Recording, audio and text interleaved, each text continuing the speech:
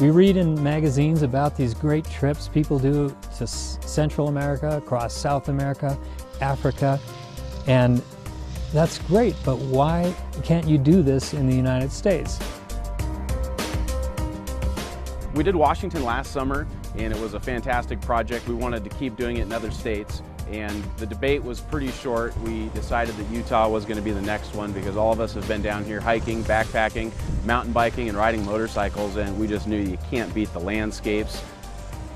One minute it's sand, and the next minute it's mud, and the next minute it's rock, and the next minute it's back to gravel and sand and more mud. It's like it's constantly throwing little challenges at you, and that's the fun bit of riding in Utah and riding off-road in Utah.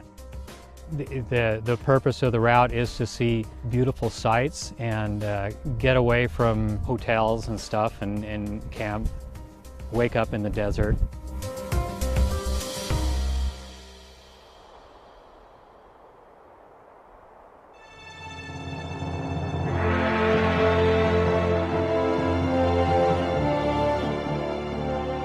This is the Valley of the Gods. You see photos of it, you see it in movies, but there's nothing quite like being immersed in it. It's just spectacular, really.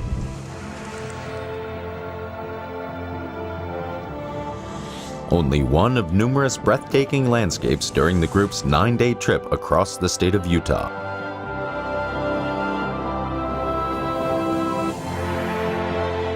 But it's a tough way to get to them. The mud is just horrendous. It sticks to everything. It rained probably only for 20 minutes, but it made it so that you couldn't even walk across the road. It was slippery, slipperiest mud I've ever seen. One of the route's highlights, the Canyonlands region. The team continues off-road towards Newspaper Rock, a stunning display of native art.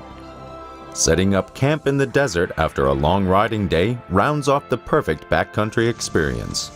It's incredibly scenic, and the road was really fun, and it got pretty technical a couple of times. And that big GS is really surprising me how it's making it through all this stuff, but it's a very maneuverable bike.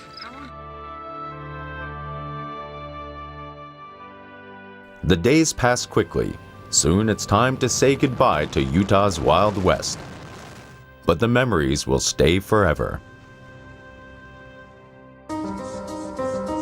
I loved Utah. I absolutely loved Utah. Really, Utah did offer that picture-perfect scenery almost every day.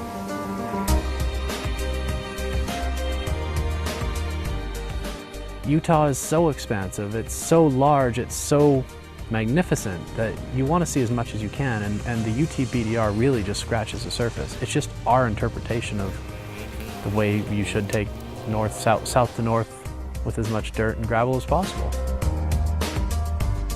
There's only one way to see something is you have to go there. And sometimes it's a non-paved road.